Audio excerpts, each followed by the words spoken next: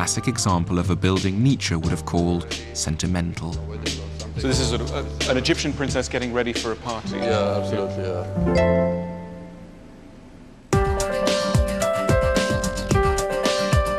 Compare that with the joint outpost of the Scandinavian countries in Berlin. 5 beautifully tooled national pavilions grouped around a common courtyard.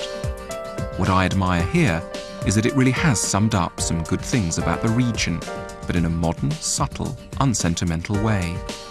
These buildings are an understated celebration of classic Scandinavian ideals: openness, cooperation, democracy, and the harmonious coexistence of sleek modern technology with the rough-hewn materials of the ancient fjords, mountains, and forests. This is Finland, then Sweden, Norway, Iceland, Denmark. So what's this building trying to tell us about Finland? I wondered myself, but I think that what it is telling is high-tech functionality and a certain economy in not overdoing it. I mean, this is the only color spot we have, and the contrast, although I say it myself, is not bad. And the secret of the Finnish embassy is behind our backs, and that's, of course, the sauna. This is the sauna? This is a sauna. It's really a sauna, or it looks like a meeting room? Oh my God, it really is a sauna. It is a sauna. That's fantastic. So you resolve some of the big diplomatic issues that arise in the sauna. You couldn't imagine a Finnish embassy without a sauna. I agree. And you can imagine that all the others envy us for this.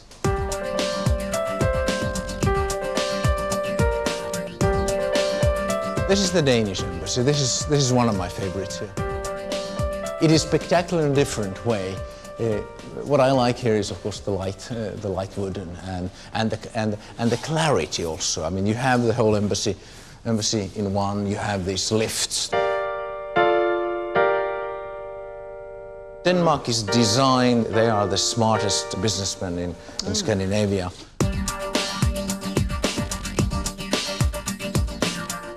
For me, the lesson of this building is that today's architecture can speak of the ideals of the age every bit as powerfully as the statue-covered museums of old Berlin once did.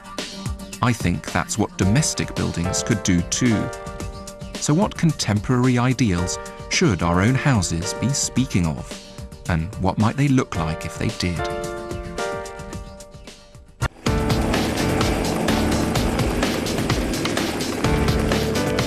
I've been arguing that our buildings should reflect the best of our era and our country.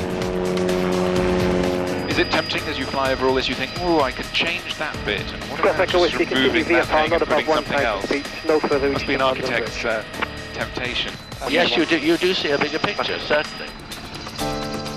So what is it about the modern world that architects should be celebrating?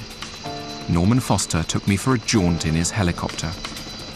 And do you think it really has influenced your architecture to be able to have that added aerial perspective, this understanding of air? I think the aerial perspective is important. If you look at a building like Swiss Re, it's using the same principles that sustain flight.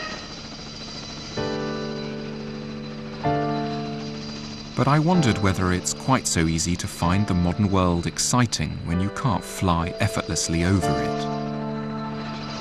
What would you say to people who were frightened by modernity? I mean, here in a way we're seeing the most exciting aspect of modernity, but it could also be seen as sort of frightening to be up in this little glass box floating above London. I mean, I'm personally thrilled, and probably you are too, but some people are not. What do you say to them?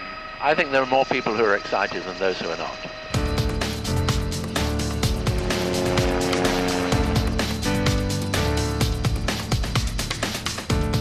There's an argument for saying that though some people remain very excited by technology and its promise, etc., public taste, when it comes to especially domestic housing, lags behind that excitement. People are very happy to have a new computer and a new car and a modern-looking oven.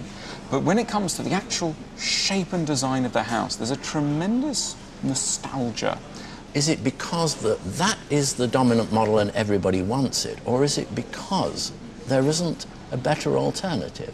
The indications are that when they're in charge, whether they're, you know, that big or whatever, that actually the promises of modernity live on if they're given a chance. You see, if you were going to Bath at the time that they were created, you know, that was the rejection of the past model of housing.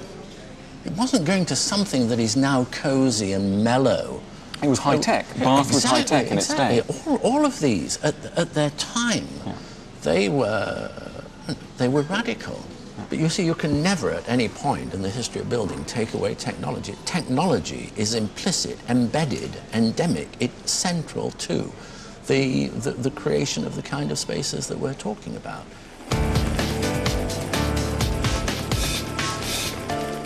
Lord Foster's vision of a public thrilled by technology and progress has largely triumphed where big public or civic buildings are concerned.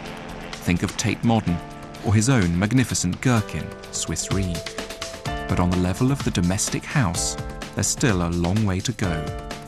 So what are the modern ideals that we could be celebrating in our homes?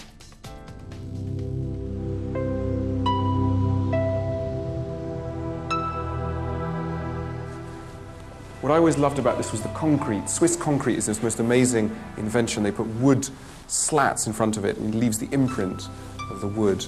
It's an extremely sort of sensual texture. I remember running my hands along this as a child constantly.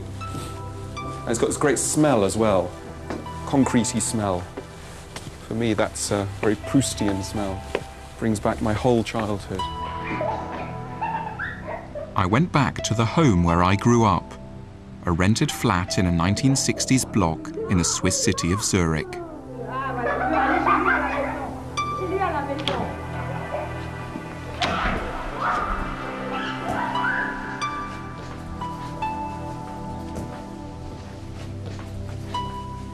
Now, I have not been in this space since I was 12, but I remember it absolutely. It's lovely to have this kind of central atrium, so light-filled.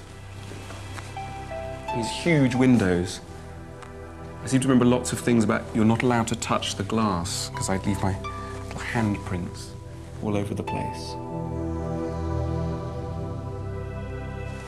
Now look at this, it's a fantastic raw concrete chimney breast. Tremendously bold when you think that they were building this. This place was built in '66.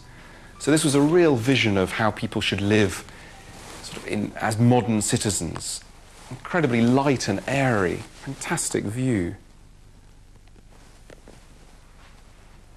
And it's very touching, really, because this is sort of sums up the ideals of what modern architecture was all supposed to be about. Open plan living, a kind of very free-flowing spirit, incredibly in touch with nature. To me, this house still feels very modern. Most of the houses in Britain are probably about 20 years behind this, if not a century behind it. I actually remember that one of the great tragic things for me about coming to live in Britain, which I did when I was 12, was the windows. I grew absolutely obsessed by the windows, because look at these windows. They're fabulous, huge, chunky things. They shut like a submarine. I remember doing this as a child. So you're inside, you can sit here, and yet you can be outside as well. And this is really what modernism was all about. It was about living in the city, but with a garden. It was about living inside, but having contact with the outside. And it was about everything that a huge window symbolises, openness, really, and a kind of freedom.